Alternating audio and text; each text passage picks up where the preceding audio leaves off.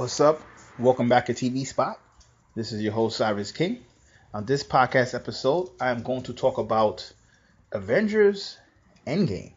This is not spoiler free, so I don't need anyone complaining. Don't leave me a negative video. This is spoilers. This is a full review. This is spoilers. This contains spoilers. So if you didn't see it, stop listening now. I repeat, if you didn't see Endgame, stop listening now because this is not spoiler free. I don't do spoiler free. If I watch a movie, I watch a movie. So if you didn't see it, come back. Hopefully you see it this weekend. Then click on this. If you don't see it this weekend, next weekend, then click on it. But if you don't see it next weekend, don't get mad because this contains spoilers because I don't like to wait for these type of things. It's kind of hard for me to. I mean, I could make a podcast, say, oh yeah, the movie's great, and not talk about it and just try to navigate through giving people spoilers. But I don't. That's not my usual style. So I'm warning you. Spent the first minute and 10 seconds saying this has spoilers. So now here's my thoughts. I would say this. I'm going to see the movie tomorrow. This podcast. So what I'm saying, I'm going to see the movie tomorrow. I will probably see the movie a second time before you listen to this podcast. And I would say this. I don't like to be one of those people who see a movie and then say this is the best movie ever. Because it's kind of, especially MCU. This is like, what, they have 22 movies? I mean, it's a lot, So, I mean, and not only they have 22 movies, I always think the battle is really who's the top five. I think once you get to top five, you can, at that point, it just depends on your personal taste. But I would say, as of right now, well, there's no question. I know if I want to, this is my top five, no question about it. And I would also say, I'm tempted to say it's my number one favorite MCU movie. Tempted. I still would say Winter Soldier and Iron Man 1 probably are better. But I mean, it feels like, if Iron Man was the beginning of the MCU, this was the end of the current incarnation of the MCU, and they pulled it off so much, so well. I think people will underestimate how well they pulled this off. Honestly, first off, there are a lot of cameos coming. Like you can see how Natalie Portman, she was a person who her and Marvel had a lot of conflict, and she was back. She basically came back for her little scene when Thor went back in time. Rene Russo came back. Robert Redford came back. They had a lot of star power. Like a lot of people came back and do cameos, which I thought was cool. It was really cool. They wrote that all in the movie and kept it for the most part on the wraps. Even the person who played the Ancients one, Tilia, I forgot her last name, but no one decoded the Ancient one. Not only will be in the movie, but in the Battle of New York, she was actually aware of what was going on. She was defending the New York Sanctum. We never thought about it, right? Little things like that. No one ever thought about, oh, wow, that's true. The New York Sanctum. It's in New York. The Chitauri attacked New York. Maybe it was under attack, too. And she was defending it. And also, they mixed in all those cameos. And the movie was 3 hours. But you can see why it was 3 hours, because the movie contained different arcs. It was like, first arc, or the first half. I would say this, too. The only reason why I would give this movie number 3 instead of number 1, because I would say the first hour and a half, like a Winter Soldier especially, the whole movie flowed perfectly. I would say the first hour and a half, this movie was very good. But the last hour and a half, particularly last 40 minutes, that was legendary. Like, that was the best 40 minutes I've ever seen in the MCU. Literally. And the movie itself, even the music selection, it's like they were, like, it felt like a combination of MCU, but it felt also like they had a lot of throwbacks back in the future. Even when Hawkeye was in the tunnels being chased, like, kind of had like a little feel from Alien. When you seen the Pegasus Valkyrie riding it, kind of Lord of the Rings, especially Lord of the Rings, kind of like the big battle of saving, and then the cavalry comes in. They had a lot of different elements mixed in together besides just MCU. That is very good writing. I'm be honest with you. I'm probably, when I see this movie tomorrow, I'm going to put it above Iron Man. Winter Soldier is probably going to be the only one I Because right now, if I had to say my top 5 favorite MCU movies, it will be Winter Soldier, Iron Man 2, Endgame, Infinity War, and Civil War probably. Those are definitely top 5. This one, what I really liked about this one was, if you look at it really, the Russo brothers, when you look at them in Civil War, and you look at them in they did Civil, and even Infinity War, it kind of felt more family orientated. If you look at the tone in Winter Soldier, it felt more grown up, but not grown up enough that kids can't like it. Even I don't know how much kids like Winter Soldier. In this one, this felt like the youngest it gets is teenagers, which I thought was fresh, dope, whatever you want to say, whatever corny slang you want to say for the 90s, right? Dope, fresh. It was, I would have to say, from that angle, it felt like the most kiddie it felt like a teenager. And that is a good tone for me personally, because I just think in our generation, kids are more grown up anyway, honestly. And I just think when Winter Soldier was the last movie that felt like that, whereas even Civil War and Infinity War, I felt slight traces of Disney, which is, again, not bad. It's a great formula. It works, obviously. But this felt like the reason why I really like this, you might get some people who would say it wasn't as action-packed as Infinity War. But at the same time, I think when it went to the action, there's nothing. I mean, Thor cut off Thanos' head, literally, in the first scene. When they got action-packed, like even when Gamora in Infinity War, Gamora sacrificed herself for the Soul Stone. In this one, Black Widow sacrificed herself for the Soul Stone. And they both are powerful, but Black Widow's was like shocking because no one called it. No one, if you ask anybody, no one would say Black Widow will be one of the casualties. And I actually think her death, Iron Man's death was so, because Captain America didn't die either, but it felt like he's saying goodbye. And I felt like those two characters kind of are taking Black Widow's shine a little bit. I mean, I really like Scarlett Johansson, an actress, and it was kind of dope to have her in the MCU. And I didn't see her leaving. So, I know she didn't. It's not like that's her choice. In fact, she's still going to do a Black Widow movie. So, obviously, Black Widow will probably be a prequel. But, for the most part, the movie had different arcs. First, going to Thanos, killing him, then seeing they can't. At first, they're ejected, right? They can't. He destroyed the gems. That's why, because they were saying basically, Rocket was basically saying, oh, he used the stones again 2 days ago. So, they were basically go in there, find out that they can't reverse it. So that's one half. And that kind of aligns with Ant-Man coming out from the quantum realm by the rat helping them, which is so funny. This guy is connected to rats and ants. I know it's really ants he's connected to, but it's just funny how animals always, he can't escape being a punchline. Where the rat just went over the controller and let him out, right? And some people didn't love that too much, or they felt it went too long. I think it was important to give Ant-Man a shine, because this whole thing wouldn't have been possible without the quantum realm. And you could make the argument if Ant-Man didn't come back. People could talk about MVVs all they want. You could make the argument if Ant-Man didn't come back, this wouldn't be possible. So the Ant-Man movies, in a sense, was this was building up to that. This is building up to, there would be everyone, like Tony didn't get credit for, rewriting the, undoing the snap. Him and Hulk got the technology to travel back in time. There was a lot of MVPs. Cap leading them effectively in battle, very important. When Cap said Avengers Assemble, it sent chills up my spine. All those people will get credit. Doctor Strange coming in and getting anyone there, teleporting them there, or whatever that is, the doorway, whatever that is, right? But none of this would be possible on Ant-Man.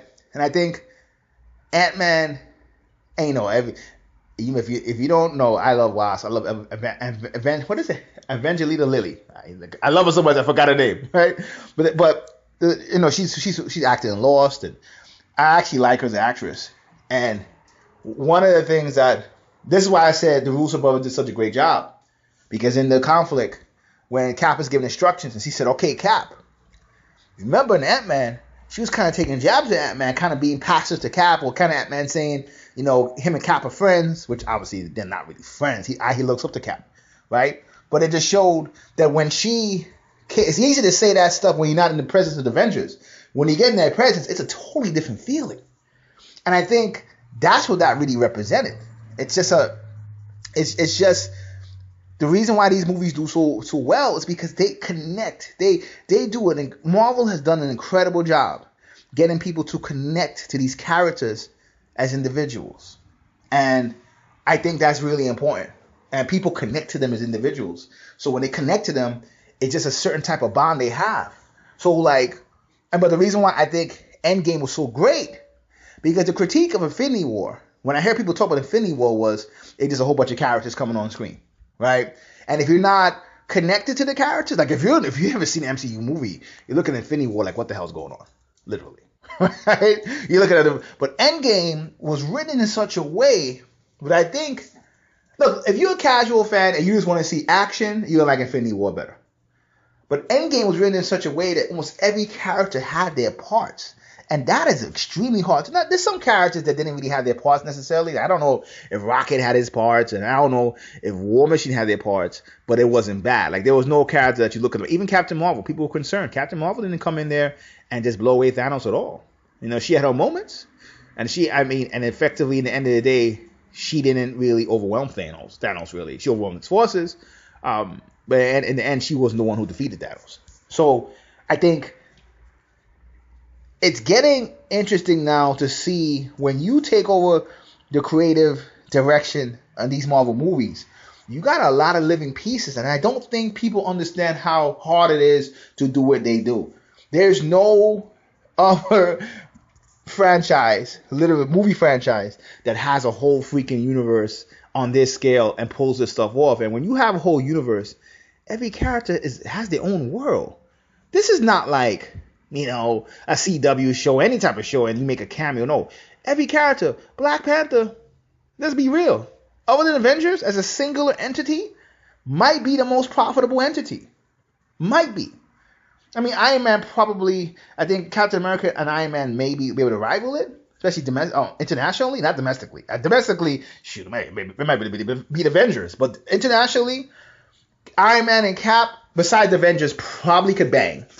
But with Cap, look at the Cap Civil War and Winter Soldier, they have to bring other pieces in it. In Winter Soldier, you have to have Bucky, you have to have Falcon. I know Bucky and Falcon are really major characters, but they learned from Cap 1. I don't know if Cap by himself is that much of a pull, and the Civil War was like an Avengers movie. You know, so Black Panther, you can make an argument, he's a major player, right? But in this one, he's not really as much a major player, but you still have to give him presence and you got to do that with a lot of characters. So it's very hard. Like, even the part where, you know, Captain Marvel takes the gauntlet from Spider. I mean, to be honest, when they had everyone running with the gauntlet from Spider-Man to Black Panther, I mean, Thanos getting momentarily, it was amazing, literally. And when Spider-Man gives it to Captain Marvel and he's like, how are you going to get through this? And all the women came in. You know, a lot of males who are insecure may hate it. And I think if it went to the point where the women are kind of like saying, we don't need men, right? Maybe I could see their point. But it was done tastefully, and it was for certain sections, right? And, you know, it was Evangeline, what was it? It was the Wasp, it was Pepper, it was Pepper, it was Valkyrie. It was a few. I think even Michonne from Walking Dead, Okoye, I think she was there too. It was like a 5-6 women who teamed up to make way for Captain Marvel. I mean, I think it was done tastefully. But you're going to see that type of stuff in MCU now, including Cap making Sam Captain America leading into the Disney series. That's going to be big now. That's leading into the Disney series. So they have a lot of mixes to do with every character having different arcs. This diversity thing now where you see Black Panther for African Americans, Captain Marvel for women. I know there's an Asian character coming out as well. So they have a lot of things they're mixing. And it's challenging doing that because at the same time, I am not a person who is into diversity is more important than a good storyline. I'm sorry. I'm more storyline first. So because I'm more storyline first, I'm kind of in the middle where I don't just say, well, as long as it's diverse, it's great. No, I want to see storyline first, and of course you want to see diversity, but not at the cost of story. And I think the way they did it, it didn't really take away from the story at all. So I thought it was dope. It was fresh. I mean, there's a lot of different. Now I'm gonna talk about this a little bit for like a week or two because there's a lot of other stuff coming from it. Loki's back. Gamora's back because of the time travel thing. Time travel is a huge part of the movie. A lot of people are kind of confused by it. I do admit time travel is a tricky subject. One thing I would like to say, I like the way they wrote back in Loki. He disappeared with a space stone. That's perfect because, when you look at theories, what people were talking about, I mean, there was all kind of people saying Loki tricked Thanos, and when Thanos killed Loki, he switched places with Hulk. Just too much. Just too much. Like, that stuff would have felt cheap. Bringing Loki back is, you could might as well say he teleported back to Disney streaming service. Bringing Loki back that way works. Gamora back that way works because, remember, Gamora, first of all, making Thor join the I was gonna say the Asgardians, the Guardians of the Galaxy, when he made the joke with the Asgard's, what is it? He said Guardians of Asgard. That was fresh. That was dope. Like that part, I think Thor, while Captain America and Robert Downey Jr. are kind of done with MCU, and you kind of, it's hard to give them any more positions and roles that they had, and it's gonna feel kind of stale and recycled. There's a lot of things they could do with Thor, and I think Thor, like, you can tell the Marvel's going on a more cosmic level. There's a part where, I mean, they were telling Captain Marvel, we know your realm is more the cosmos. So when you put the Captain Marvel and then you put Thor with the Guardians of the Galaxy, that's too big. I mean, remember, Adam Warlock's probably coming in Guardians 3. Marvel's getting really beefed up in the cosmic level. So I think when people look at this was a masterpiece from so many different angles, and I think it's going to really do a good job setting up the next phase. Because I think, though, before Marvel acquired Fox, the next phase, they were saying it's going to be cosmic, and you can still see that. The Eternal movies are coming out. So you're going to have, like, the Eternals movies, you're going to have Guardians of the Galaxy 3, you're going to have Captain Marvel 2. There's a lot of cosmic stuff, including Fox is coming in eventually, so probably, who knows, you might see Silver Surfer, Galactus. I still do think, from a certain level, because the Fox, addition of Fox, you're going to still see Earth heavily represented. And I think in a lot of ways you could make the argument. I mean, of course, there's many ways they could do it. I mean, I'm not going to lie. The Avengers lineup, I'm not sure what their lineup looks like. This is bringing everybody back, including the population, and them remembering that stuff is going to be interesting to see it come from this point on. Because, I mean, when the battle between even Scarlet Witch and Thanos, that was an amazing battle. When she was like, she unleashed raw Wanda, where she was like, yo, you took everything from me. He's like, I don't even know who you are. And she said, you will. Like, that was really well done. I mean, it really was. And I've been a person, I haven't really loved the way they predicted, how they depicted Wanda. Scarlet Witch is extremely powerful. I know sometimes you may not be able to do that in the comics. I mean, let's be honest, people. Let's look at the elephant in the room. Even the Infinity Gauntlet. In the general, you look at Infinity Gauntlet, and then Infinity War, you look at Endgame, Thanos didn't really use the gauntlet that much. Like, if you compare it to the comic books, there was no cosmic beams. Yeah, he threw a planet and stuff like that, and he kind of exhibited the power, but it still wasn't the same as the comics. But I think that's what's needed in a sense. I think in a way, when you look at it, I mean, it's probably hard to depict that on screen. And as much as people talk, first thing some people are gonna say is, well, how did they beat him? Like, in terms of, not how did they beat him, but it's more from the angle of, when you come in and look at it, you kind of say, you make him too strong, it almost comes off not believable. Then if you make it where, I mean, there was people who were saying, even with the gauntlet in Infinity War, they wish he'd use the power more, or use the power in certain ways, right? So, but when you really look at it, he didn't really, I mean, think about it, the gauntlet wasn't really used in Endgame. Think about it. It wasn't really used in Endgame, other than snapping. And in Infinity War, if you look at it, when he had all 6 gems, that's when he used to snap the universe. Like, you didn't really see him at full power at any, in general. Because most of the Infinity War, he went from 2 gems to 3 gems, to 4 gems, you didn't really see him in full power. And I think even that is well done, because I don't know if you can really do that as much. And the gems weren't destroyed. They put them back in their time. So you might see them again. And to me, it sets up more cosmic storylines, because what you don't want, like, people who are worried about the next phase for Marvel, what you don't want is a full power Thanos, them to find a way to beat him impossibly, right? Because in the comics, you only used to really beat Thanos because of he would make subconscious mistakes. He really knew he didn't deserve the power, and that's how you beat him. It's gonna be crazy to go from that to, okay, you go from that, and then what do you come in? You bring in Galactus, you bring in Annihilus. They're not gonna be as powerful if you make Thanos at full power. Now, if you bring in the Celestials, you bring in Galactus, you bring in Annihilus. I mean, you're never gonna have God Emperor Doom, but I mean, even Doctor Doom be dangerous because he's a chess player himself, and he, to me, Thanos right now is the best villain for MCU. The only villain who could stand up, who could rival him, is probably Doctor Doom. Not in terms of power, but in terms of the story arc, a movie arc. You know, so, and then, let's say you wanted to eventually bring in the Beyonder, Secret War, or Beyonders, especially Beyonder, the Beyonder itself. The Beyonders is the race. If you bring in the Beyonder, can't really make Thanos all powerful, and then the Beyonder is stronger than Thanos. Molecule Man could be more potentially stronger than Thanos, even with the Infinity Gauntlet. And because that's the one thing people don't realize, the Infinity Gauntlet only works in the universe that was created in. So in the comics, I think Marvel was Earth 616, and I think the movie Earth is like Earth 19,550, something like that. The Infinity Gauntlet only works in the universe of origin. So if you were in the Marvel comic book universe and you went into the movie universe, it wouldn't work.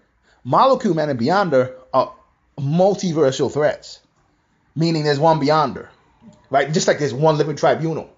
Those are things, none of those people got introduced in the MCU, but we know the living tribunal exists in the MCU. We know that for sure. So to me, I think it was brilliantly done, and even from a chess level, because now you set up other villains, and for people, they can say, well, this villain's more powerful. But if you make it Thanos the alpha dog, it sets up everyone else to be lesser.